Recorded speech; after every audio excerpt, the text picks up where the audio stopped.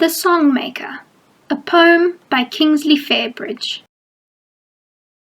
Alone in the hot sun, on the hot sand in the sun, alone at the edge of the kraal, in the dust of the dance ground, near the raised tobacco patch, the women have gone to the fields, the children have gone to play, and the blind maker of songs sits here alone all day. The dogs sniffed him and went, the kraal rats peer and go, so very still he sits, day long and moon to moon, his hands slack on the sand, and he was just the same, this maker of tribal songs, before the white men came. His was the song that woke, the war that brought their power. The impi went with song, came back with song by night, so many years ago, with plunder every one, leaving among the dead Ganero, his only son. And here all day he sits, on the hot sand in the sun. The children wonder if he sleeps, and the flies think him dead. The dogs smell him and go, but to him is bare the law of the threshing and the dancing songs, and the chant that leads the war. The Poet. Kingsley Fairbridge was born in Grahamstown, South Africa on the 5th of May 1885. He died on the 19th of July 1924 at only 39 years old in Perth, Australia. Fairbridge was born in Grahamstown, like we've said, and he was educated at St Andrew's College. At 11 years old, his family moved to Rhodesia, which we now know as Zimbabwe. His father was a surveyor, which meant he was looking for diamonds and gold. At 15, Fairbridge tried to enlist for the Boer War, failing due to malaria, which he had contracted in northern Zimbabwe. He went to Oxford University in 1908 at the age of 23, and his life's work was the founding of the Society for the Furtherance of Child Immigration to the Colonies, ultimately being named the Fairbridge Society. An analysis of the poem. So here we have alone in the hot sun, on the hot sand in the sun, alone at the edge of the kraal. So there's the repetition of the word alone, which is an emotive word with many connotations connected to it. There is also the repetition of the words hot and sun, which emphasizes the harshness of the environment the songmaker is in. Kraal indicates the setting. We know this is set somewhere in southern Africa. These people are pastoralists. They farm crops, as indicated by the phrase tobacco patch and fields. There's also the alliteration of the D sound, which is a hard sound, like the beat of a drum, in the dust of the dance ground. The fact that women are working in the fields again indicates this is a southern African community, possibly Zulu. There is a stark contrast to the songmaker sitting unmoving while the children have gone to play. The title, The Maker of Songs, is capitalized, indicating its importance or significance to the tribe.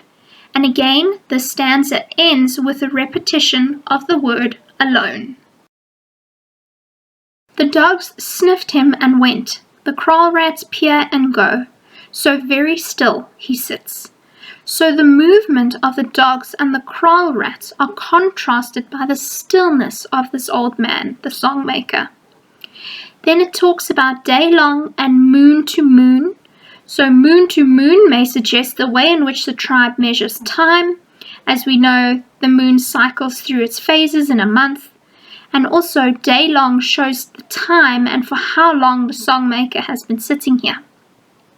His hands are slack on the sand, the word slack again reinforcing how still he is. And then at the end of that line there's a double punctuation marks which shows there's an explanation to come. And it says, this maker of tribal songs before the white men came. This is a definitive sentence showing us that this has been the songmaker's way of life even before Europeans arrived in southern Africa and began colonizing. His was the song that woke. Okay, this is a metaphor directly comparing the songmaker to the song. The war that brought their power. The war is referring to the war against the white men that had come, obviously, from Europe. Power, emphasis on the word power, which also shows that these are a proud people. They are defending their land. The impi went with song, came back with song by night. Impi is a Zulu word for war, and it also refers to Zulu warriors. The fact that the warriors went with song and came back with song by night show the significance of the songmaker's role in the tribe. The songs are what kept up the soldiers' morale. Then it mentions so many years ago, so again this is showing how time has passed. The war was very long ago. With plunder every one, leaving among the dead, Ganero, his only son. So the words dead and only are emphasizing the loneliness of the songmaker as his son has died. And here all day he sits on the hot sand in the sun. The children wonder if he sleeps, and the flies think him dead. So again, talking about the hot sand in the sun links back to the first stanza, reiterating the setting and the loneliness of this old man. The flies symbolize death, and they're surrounding him as if he is dead. Then it says the dogs smell him and go. So there's the repetition. The dogs come back again to smell if he's alive, and they leave because he is in fact alive. He is not dead. But to him is bare the law. Now law is wisdom, tradition, or experience. Of the threshing and dancing songs. So threshing refers to harvesting maize. It is the act of removing the husk from the corn cob. And dancing songs, alright? So this shows how the songmaker's role is central to many aspects of their culture and their society. Alright? Then again, he has not moved, not only in position, but in memory as well. He is mentally stuck in the time of the war. Of the threshing and the dancing songs, and the chant that leads to war. So you can see the impetus to go to war is the songs. So the songs are what motivated the impi, or the warriors, to fight the white men. Poetic devices used in this poem. This is obviously just a sample of them. There is alliteration, as we mentioned, the D's of the dust of the dance ground. It's a hard sound like the beat of a drum. We have repetition of the word alone, which is repeated 3 times in stanza 1. There's metaphor and personification, both with the line, the song that woke the war and brought their power. Now it is your turn. Reread the poem and complete the activity from your core reader. This is on pages 118 and 119. Complete this in the poetry section of your poetry and short stories book. Send photos of your completed work to your teacher by the end of your lesson. Thank you very much, grade 9s. I hope you have a wonderful day and take care.